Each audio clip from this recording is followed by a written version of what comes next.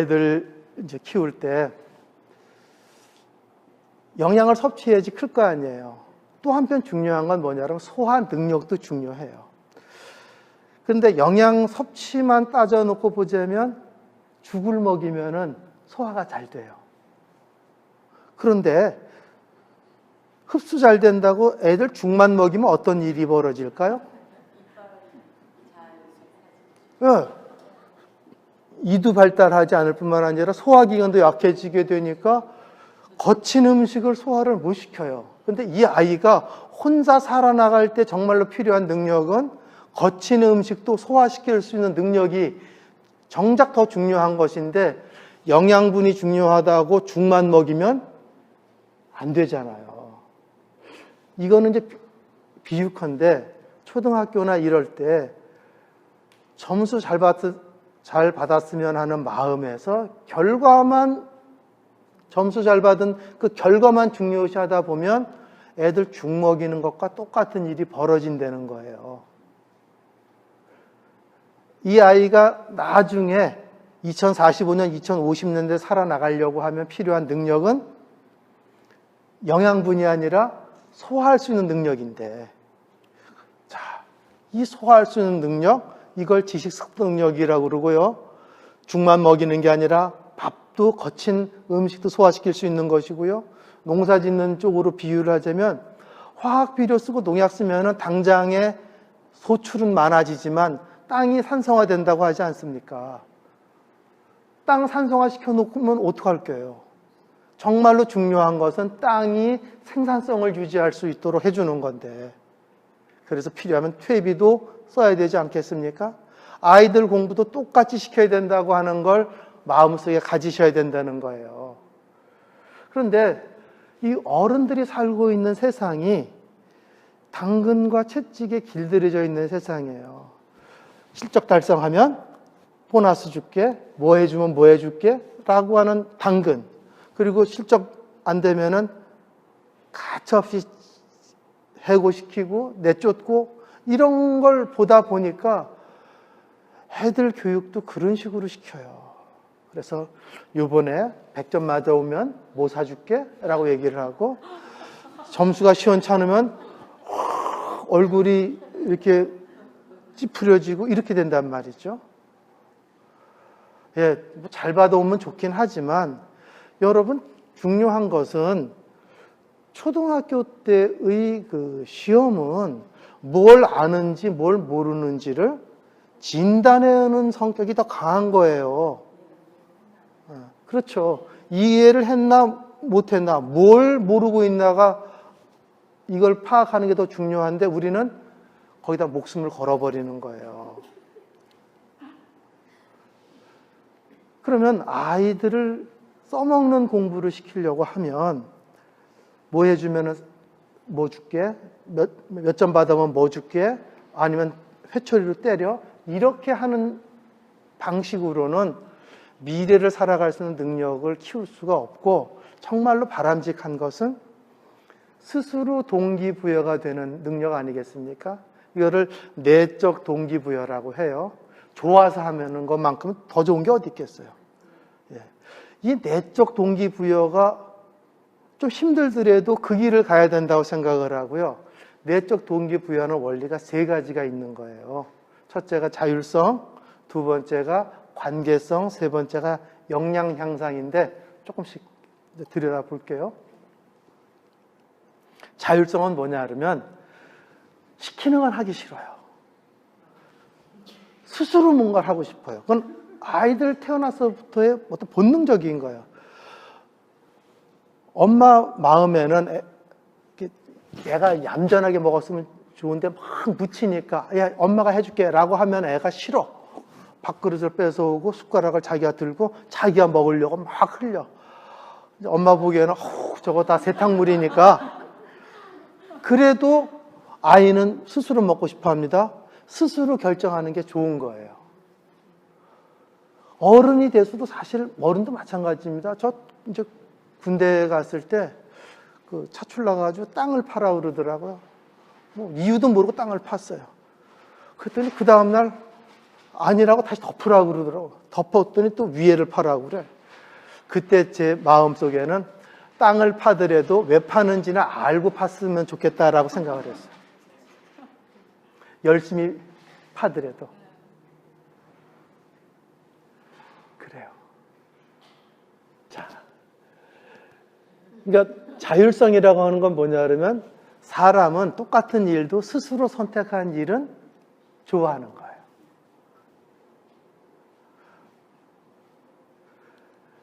이적 이 인터뷰를 할 때 이런 인터뷰를 했어요. 우리 어머니는 한 번도 우리한테 공부하라고 이렇게 하신 적이 없다. 다 너를 위해서 네 스스로 공부해야 된다. 이렇게 얘기를 했더니 그 MC가 이렇게 물어요. 에이, 공부 잘하니까 그렇게 말할 필요가 없었던 거 아니냐. 그럴 때 이적은 이렇게 얘기를 합니다. 아니다. 공부를 강요하지 않았으니까 알아서 하고 싶은 거다. 그러니까 뭐가 먼저인지 잘 모르겠는데 여러분은 어떻게 생각하세요? 어머님 마음에 나도 우리 애 네가 알아서 해라고 얘기를 하고 싶지만 알아서 하라고 했더니 알아서 안 하더라. 이렇게 얘기를 하는 거잖아요. 결국 그 고비를 어떻게 넘느냐의 문제예요. 그런데 이렇게 생각을 해볼까요? 사람이 성장한다는 걸 뭘 의미하는가? 사람이 성장한다는 것은 태어났을 때는 100% 부모한테 의존할 수밖에 없어요. 그런데 1살, 2살, 3살 나이가 하나, 둘, 셋 더 먹어가면서 조금씩 자기 스스로 할 수 있는 것이 생겨나요. 결국 20 몇 세쯤 됐을 때 더 이상 부모한테 의지하지 않고 모든 것을 스스로 결정하게 되면 성장했다고 얘기를 하죠. 그러면 성장이라는 것은 부모 의존도 100%에서부터 부모 의존도 0%까지 의존도를 줄여나가는 과정이잖아요. 그럼 아이들과의 관계에서 좀 미덥지 않더라도 스스로 할 수 있도록 기회를 줘야죠. 자율성을 해치는 말이 어떤 말인지 그냥 엄마가 해줄 게 가만히 있어. 이게 더 좋은 거야? 이따 가야지. 학원 안 가? 애를 따라다니면서 10초 단위로 자꾸만 시키면은 애가 자율성이 키워질 수가 없잖아요. 조금 굶뜨더라도 한 호흡 좀 참아주는 것. 이게 필요한 거라고 봐요. 관계성은 뭐냐 그러면 학교 다닐 때 어떤 과목을 좋아했나 생각을 해보면 사람마다 다른데 이게 내 적성인가 라고 생각하지만 적성 아닙니다. 어떤 과목을 좋아했느냐 하면 거진 대부분 자기가 좋아했던 선생님이 있으면 그 과목을 좋아합니다. 왜? 좋아하는 선생님이니까 그 과목도 좋아지는 거예요. 잘 보이고 싶고 그래요. 그렇습니다. 그렇습니다.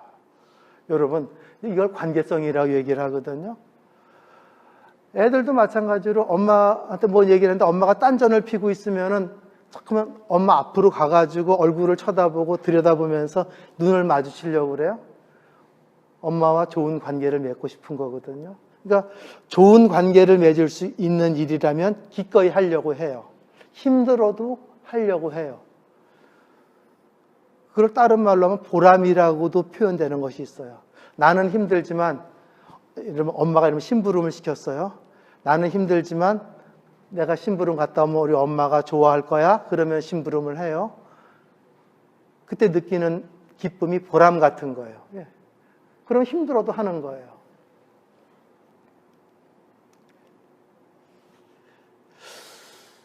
이제 코치가 선수들한테 막 큰 소리를 쳐요. 여러분, 큰 소리를 쳐야 선수들이 말을 알아듣는 건가요? 그냥 지적해주면 딱 포인트만 주면 알잖아요. 근데 왜 큰 소리를 막 칠까요? 나 일하고 있어 라는 걸 보여주는 거예요. 부모님들도 마찬가지 아니에요? 왜 애를 키울 때 그렇게 그 큰 소리를 내야 되는 걸까요? 내 할 도리 다 했다라고 하는 걸 세상에 보여주는 것 같아요. 그럴 필요가 없는데요.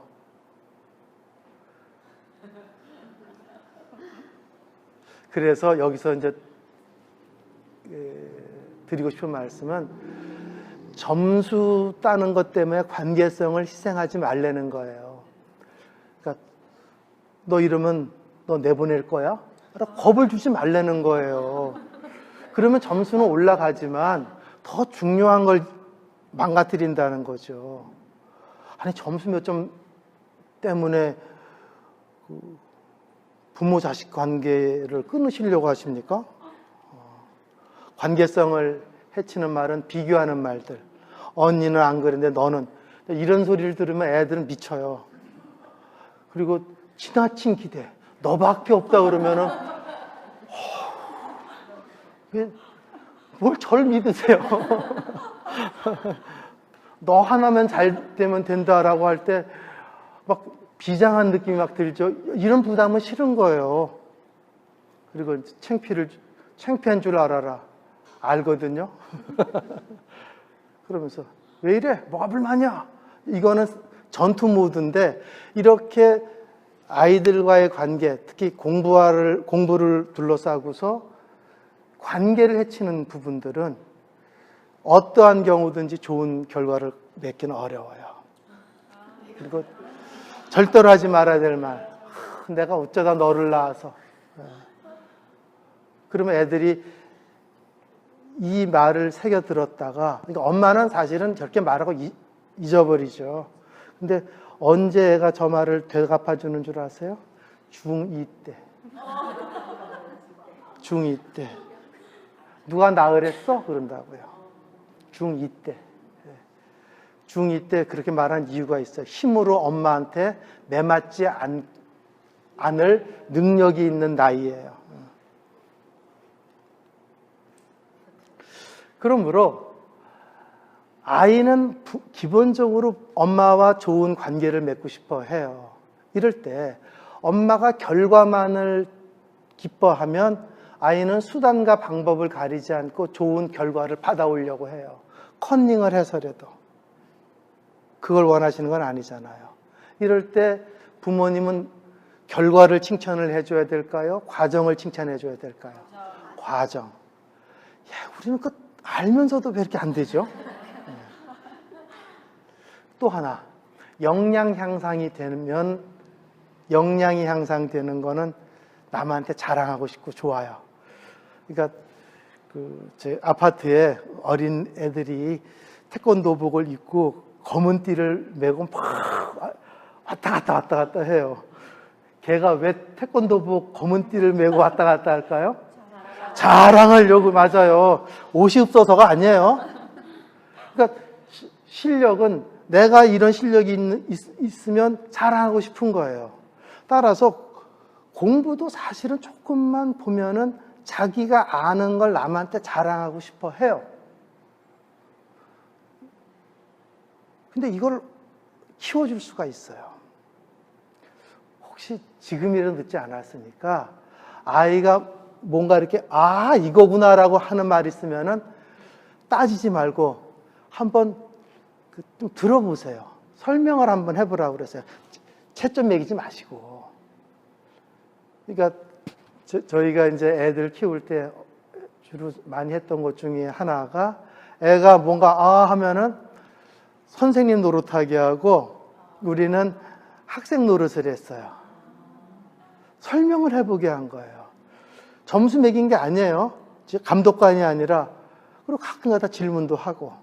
그런데 아이는 자기가 안 것을 설명할 수 있으면 기쁘거든요. 그 기쁜 애들이 그 다음에 하는 일이 뭐냐 그러면 문제를 만들어요.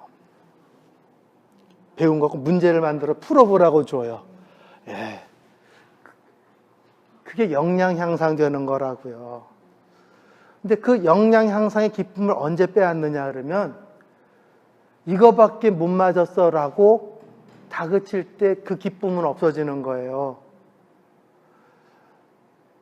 100점 맞아왔는데 부모님이 기뻐하지를 않고 니네 반에 100점 맞은 애 몇 명이야?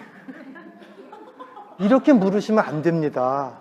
얘는 지금 100점 맞아서 기뻐가지고 갖고 온 건데 어머니는 다른 애들한테 비교를 해버렸잖아요.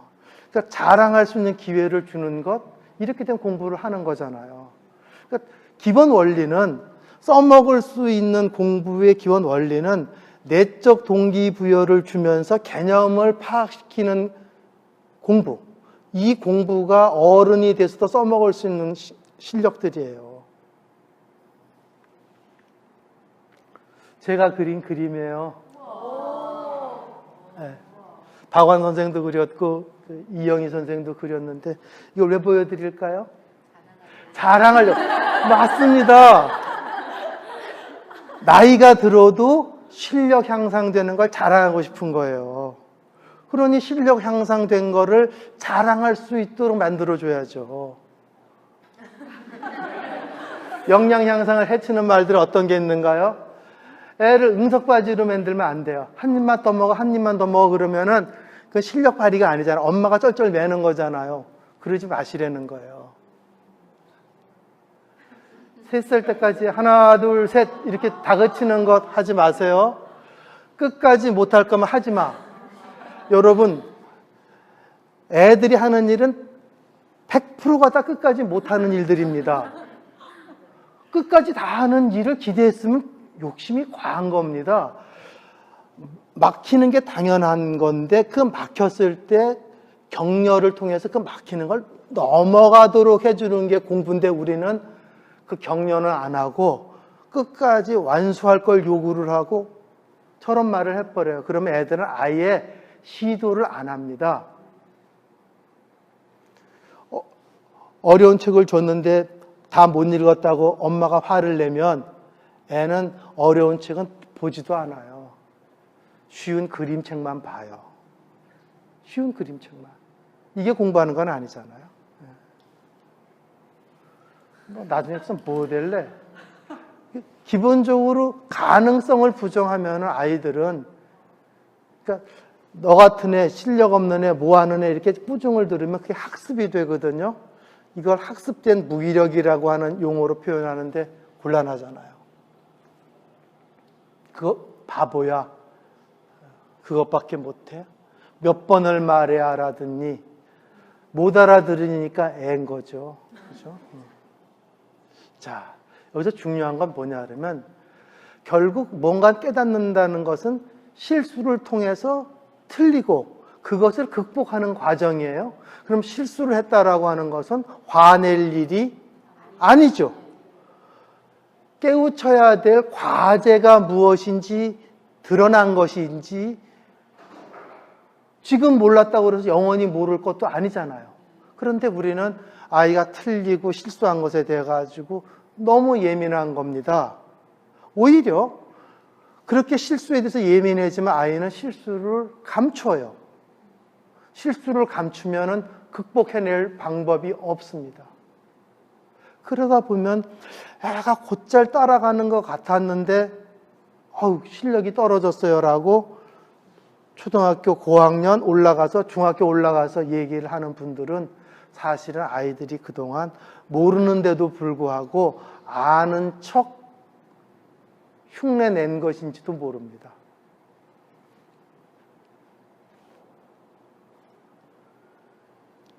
따라서 아이를 써먹는 공부, 본질적인 공부 실력을 키워주려면 부모님들한테 필요한 게 뭐냐 하면 실수에 대한 관대함이에요. 쉽게 얘기를 해볼게요. 일부러 실수하는 겁니까? 아닙니다. 그러니까 일부러 실수해서 엄마 열받게 하는 걸 재밌어서 하는 겁니까? 절대로 그런 게 아닙니다. 그러면 자기도 했는데 실수한 걸 가지고 화를 낸다고 해결되는 게 아니잖아요. 그런데 우리는 화내지 않을 일에 화를 내고 있는 겁니다. 따라서 이제 써먹는 공부의 최고 핵심은 뭐냐 하면 생각할 줄 알고 지식을 습득할 수 있는 능력인데 이 지식을 습득할 수 있는 능력은 자율성과 관계성과 역량 향상을 북돋아주는 데서 어른이 돼서 4차 산업혁명이 일어나는 그 시대가 되더라도 써먹을 수 있는 능력은 바로 본질적인 그런 격려에서부터 비롯된다는 걸 말씀을 드렸습니다. 예. 다음. 그래서 이제 공부를 했어요. 열심히 해서 자격증도 따고 뭐도 했는데 스펙을 쌓았는데 뉴스를 보니까 무슨 뉴스가 나오냐 그러면 스펙보다는 인성이 중요합니다. 이런 뉴스가 나왔습니다. 그리고 실제로 채용에서 중시하는 요소가 뭐냐고 물어보면은 면접을 통해서 파악된 인성 및 태도. 근데 어떡하죠? 인성 및 태도. 이 부분은 공부시키느라고 신경을 못 썼는데요. 전에는 10,000명을 먹여 살 수 있는 천재, 한 사람을 찾아오라. 이런 얘기들이 한 10여 년 전에는 있었어요. 이제 그런 얘기 별로 안 합니다. 그런 사람 뽑아보니까 똑똑하긴 한데 그 똑똑한 한 사람이 일을 하는 건 아니에요. 그래서 요즘에 유행하는 말이 뭐냐 그러면 집단지성, 컬렉티브 인텔리전스 또는 컬렉티브 위즈덤이라는 말을 써요. 그러니 이 얘기는 뭐냐 그러면 똑똑한 한 사람이 내놓은 그것보다는 올망졸망한 사람이라도 서로 머리를 맞대고 잘 의논을 모아놓으면 훨씬 더 좋은 아이디어가 나온다. 이게 새로운 깨달음이에요. 유니세프, 유네스코 등등에서 미래를 살아나갈 때 필요한 10가지 기술로 얘기를 해주고 있는데 그 5가지가 함께 일하는 능력이에요. 자기 혼자 잘하는 게 아니라 함께 일할 수 있는 능력 5가지를 꼽고 있어요. 의사소통 능력, 의견 조정이랑 거절할 줄 아는 능력, 공감 능력, 팀워크, 그리고 기분 나쁘지 않게 자기 주장할 수 있는 능력. 이것도 중요해요. 주장을 하더라도 꼭 싸우면서 얘기를 하대요. 이게 살아가는데 중요한 그 능력이라는데 어떡하죠? 이게 학교에서 이런 거 안 가르치는데. 그리고 고등정신 능력의 2가지, 의사결정 능력이랑 비판적 사고 능력, 그리고 자기 자신을 관리할 수 있는 능력 3가지를 꼽고 있습니다.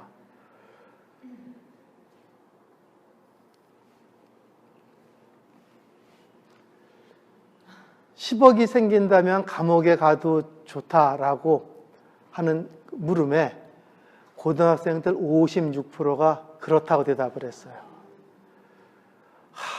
저 얘기를 듣고 많은 분들이 참 주변에 그 친구를 잘못 새겨서 그렇게 얘기를 해요. 제가 교회에서 그 주일학 선생을 지금도 하고 있거든요. 저 3학년 맡고 있는데 몇 년 전에 있었던 일이에요. 우리 반 애가 저한테 이제 물었어요. 선생님, 몇 평에 사세요? 어른들은 알죠? 몇 평에 사세요가 무슨 의미인지. 그러면 이 아이가 평수에 대해서 부동산에 관심이 많아서 그랬을까요? 아니면 엄마 아빠가 하는 말을 듣고 그랬을까요? 엄마 아빠가 하는 말을 듣고 하는 거겠죠. 그 아이는 몇 평에 사세요가 무슨 의미인지 몰라요. 마찬가지로 10억 생기면 감옥 가도 좋아. 이거는 솔직히 부모님이 돈만 벌 수 있다면 무엇이든지 해도 좋아라고 하는 가치관을 보여준 것일 수도 있어요.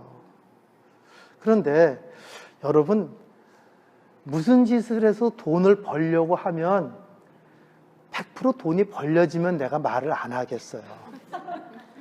무슨 짓을 해서 돈을 벌려고 하는데 진짜로 돈 버는 사람 별로 없거든요. 그렇게 하면 돈 벌 것처럼 보이지만 돈을 못 벌어요. 실제로 그래요. 상식적으로 생각을 해봐요. 자, 애를 키울 때 이런 말을 해요. 요새는 안 그런 것 같아요. 옛날에 저희 클 때만 해도 친구 데리고 놀러 가면, 집에 들어가면 부모님들이 얘 걔 공부 잘하니? 라고 물어봤어요. 그래서 끄덕끄덕 하면 놀라고 그러고 아니라고 그러면은 뭐 따로 불러가지고 공부 잘하는 애랑 놀아야지 하나로 더 배울 거 아니야 라고 애를 다그칩니다. 그런데 아니 생각을 해보세요. 공부 잘하는 이웃집 애가 미쳤다고 공부 못하는 우리 애랑 놀아주겠어요? 거기는 뭐 그렇잖아요. 내 욕심이잖아요. 여러분, 내가 돈 벌고 싶다고 돈이 벌려집니까? 그런 건 없어요. 그럼 돈을 어떻게 버는 거냐 하면 내 주변에 있는 사람을 돈 벌 수 있게 하거나 기쁘게 해주면 그 결과로 돈이 벌어지는 거예요. 근데 사람들은 그렇게 생각하지 않고 나 혼자 나만 돈을 벌려고 해요.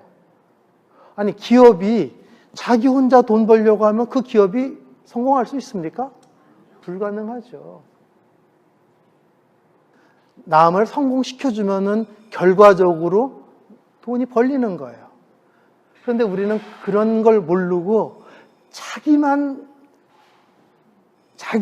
잘 되면 된다고 가르치고 애들한테 경쟁 사회니까 경쟁에서 지면 안 되라고 가르치는데 여러분 경쟁에서 이기려고 해서 이기는 게 아니라는 겁니다. 인성의 문제는 바로 그 문제예요. 미국에서 나온 자료를 보니까 인성에 관해서 저렇게 6가지 좋은 내용을 했는데 저는 좀 복잡하더라고요. 한마디로 얘기를 하면 공자님이 정리를 해주셨어요. 자기가 하기 싫은 일은 남도 시키지 말아라. 그러니까 인성의 핵심은 너 싫으면 남한테 하지 마. 이거예요. 인성은 기본적으로 남과 어울려 살려고 할 때 필요한 성품이에요. 남과 어울려 살 때 제일 중요한 게 뭐냐 그러면 역지사지하는 마음이거든요. 나 싫은 거 남한테 안 하면 되는 거예요. 내가 존댓말 듣고 싶으면 남한테 존댓말 하면 되는 거예요. 그런데 그렇게 안 가르치면은 너만 잘 되면 돼라고 가르치면은 환영받지 못한다는 거예요. 간디 누가 그렸을까요? 예. 이렇게 실력을 뽐내고 싶은 특성이 있으니까 애들 뽐내게 해주십시오. 예. 간디 선생님을 이렇게 그리게 된 이유는 스토리 때문에 그래요. 어느 날 어떤 아이 어머니가 아이랑 같이 와서 선생님한테 부탁을 했습니다. 우리 애가 설탕을 너무 좋아하니까 설탕을 좀 끊으라고 충고를 좀 해주세요. 그랬어요. 간디 선생님이 알았다. 일주일 후에 다시 오세요. 이렇게 얘기를 했네요. 일주일 후에 다시 왔고 선생님은 아이한테 설탕은 몸에 안 좋으니까 끊어라 이랬어요. 그때는 이제 애가 끄덕끄덕했죠. 엄마가 이제 궁금해졌습니다. 왜 그랬을까? 왜? 일주일 전에 했어도 되는데 간디 선생님이 말씀을 하셨어요. 사실은 나도 설탕을 좋아했다. 일주일 동안 끊어봤더니 끊을만 하더라. 그래서 애한테 얘기를 했다. 간디 선생님이 전 인도 민중을 움직인 힘의 원천은 많이 배워서도 아니고 똑똑해서도 아니고 오로지 자기가 실천하지 않는 건 남한테 얘기하지 않는 거예요. 그러니 사실은 공부 잘하는 아이를 키우는 기본은 뭐냐 그러면 어머님들이 공부를 하려고 노력하시고 책이라도 읽으려고 하고 하는 모습을 보여주는 건데 정작 부모님은 그런 걸 보여주지 않고 애들한테 얘기를 하는 거죠. 그러니까 애들이 왜 어른들 말을 안 들을까? 제가 보니까 그런 말을 해서 안 듣는 게 아니고 옳은 말을 하는데 자기는 안 지키면서 시키니까 애들이 반발을 하는 거예요. 그래서 나중에 크고 나서 그러잖아요. 너나 잘하세요.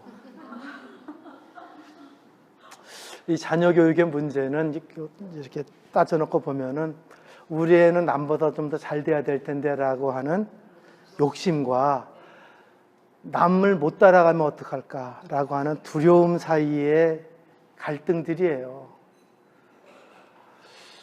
그럴 때 제가 드리고 싶은 말씀은 아이를 키우는 과정은 100m 달리기가 아니거든요. 너무 단시간에 무언가 성과를 내려고 하는 것은 100m 달리기인데 이렇게 뛰면은 어머니도 지치고 아이도 지친다는 거죠. 오히려 마라톤과 같이 꾸준히 끝까지 갈 수 있는 것, 그리고 금방 효과가 눈에 보이지 않더라도 아까 말씀드린 대로 내적인 동기부여가 되기만 하면 틀림없이 그 아이는 잘 될 거잖아요. 그거를 믿고 좀 꾸준하게 가는 이런 자세가 필요한 것이라고 저는 생각을 해요. 활 쏠 때 활은 우리가 알고 있는 모습은 이런 모습이잖아요. 근데 이거는 쏠 때만 이런 모습이고 활 쏘기가 끝나고 나면 이 줄을 시위라고 합니다. 시위를 풀어놓으면은 활은 이런 모양이 돼요. 평소에는 이런 모양으로 있고 쏠 때만 이렇게 이런 우리가 알고 있는 활 모양이 되는 거예요. 왜 풀어놓을까요? 항상 활시위를 걸어놓으면 탄력이 없어져요. 정작 쏠 때 탄력이 있어야지 화살이 날아가는 건데 탄력이 없어지면 날아가질 않아요. 실력을 발휘하는 것도 결국 집중할 때 집중하고 평소에는 놀듯이 공부하듯이 이래야 사실은 공부가 무서워지지 않는 건데 우리는 공부 못하면 큰일 날 것처럼 겁을 주니까 이 공부가 100m 달리기 비슷해졌어요. 지쳐버렸어요. 이건 뭐랑 똑같냐면 너무 긴장을 시켜가지고 탄력성을 잃어버린 거랑 똑같다는 거예요. 정말로 아이를 잘 키우고 싶으면 긴장할 때 긴장하게 하고 그렇지 않을 때는 공부하는 게 노는 것처럼 하게 하고 자기 자랑하듯이 만들어 놓고 그리고 실수하더라도 겁먹지 않도록 하는 것. 애들 마음속에 틀렸네?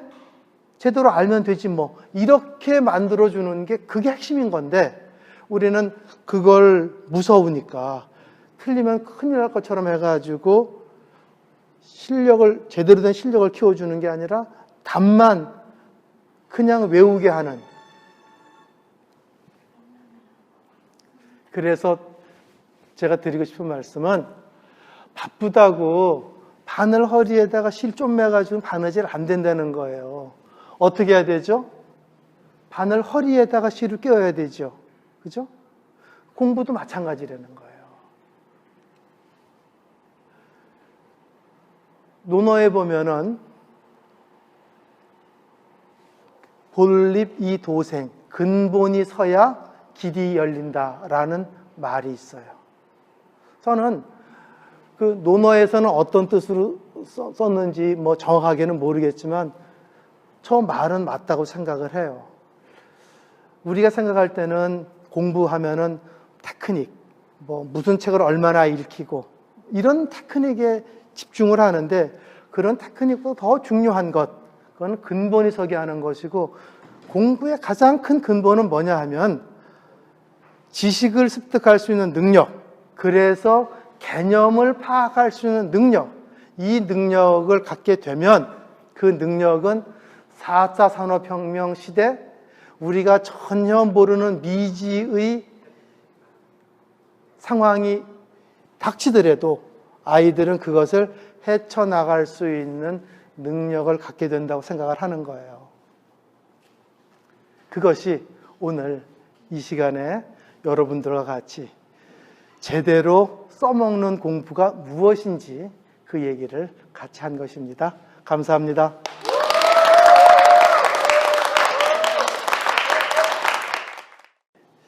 나누고 싶은 생각들이나 또는 궁금한 게 있으시면 말씀을 해주시면 얘기를 좀 하도록 하겠습니다. 혹시 뭐 질문 있으시면 네, 먼저. 안녕하세요. 안산의 초등학교, 중학교 아이를 두는 학부모입니다. 아, 예. 선생님 말씀 너무 잘 들었고요. 예, 예. 제가 선생님이 말씀하신 하지 말아야 될 것들을 아이한테 너무 많이 했거든요. 많은 부모들이 그렇습니다. 그러니까 저도 마음에서는 이제 안 된다고 생각을 하면서도 선생님이 이제 말씀하신 것처럼 두려움이 조바심이 이제 제 안에 너무 많아서 이제 자꾸 애들을 쫓기듯이 100m 달리기 하듯이 만들었던 것 같아요. 근데 이제 제가 지금 이제 보고 싶은 거는 이제 이미 상처받은 저희 아이를 그러니까 제가 그러니까 공부를 많이 강요는 안 하는데요. 그러니까 좀 그런 게 있거든요. 이 시간까지 맞춰야 돼. 그러니까 이 아이가 끝마칠 수 없다는 아이의 그런 거를 그러니까 제가 믿어주지 않는 게 너무 많아서 이렇게 조바심을 내면서 이렇게 막 다그쳤더니 오히려 지금은 이제 공부에 대해서 싫은 마음이 많아진 거거든요. 그래서 이렇게 상처받고 이제 공부에 좀 멀어진 아이를 이렇게 좀 제가 오늘 배운 거를 이제 제가 이제 행동으로 실천도 해야겠지만 어떻게 이렇게 좀 이미 애는 멀리 가고 있잖아요. 다시 되돌릴 수 있는 그런 방법적인 거를 좀 알려주시면 너무 예. 안타까운 마음 잘 이해했고요.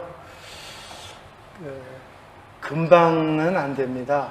그러니까 쌓여왔던 세월이 있는데 그게 한순간에 어떤 액션으로 이렇게 확 바뀌거나 그러기는 어렵죠. 제가 권해드리고 싶은 말씀은 솔직하게 어머니의 마음을 아이한테 얘기해 주는 것입니다. 이렇게 기대 때문에 너를 들볶고 다그친 측면이 있었던 것 같다. 그리고 그것은 미안하게 생각한다 라고 얘기를 해주면 아이도 그 부분에 대해서 조금은 열린 마음이 되고요. 그러나 내가 이렇게 미안한 마음이지만 사실은 너한테 이렇게 될 걸 기대했기 때문에 한 말이다. 그러면 앞으로 너도 이제 안 된다, 못한다 라고 얘기할 게 아니라 얼마만큼은 할 수 있겠다 라고 얘기를 해주면 좋다, 그거는 받아들이겠다 라고 하는 식으로 소위 기대하는 수준과 애가 가려고 하는 어떤 그 목표 수준을 조금씩 조절해가는 과정이요. 그걸 좀 권해드리고 싶습니다. 한순간은 안 되지만 부모님이 진심을 가지고 얘기를 하면 아이들 알아듣습니다. 그걸 좀 말씀을 좀 드리고 싶네요.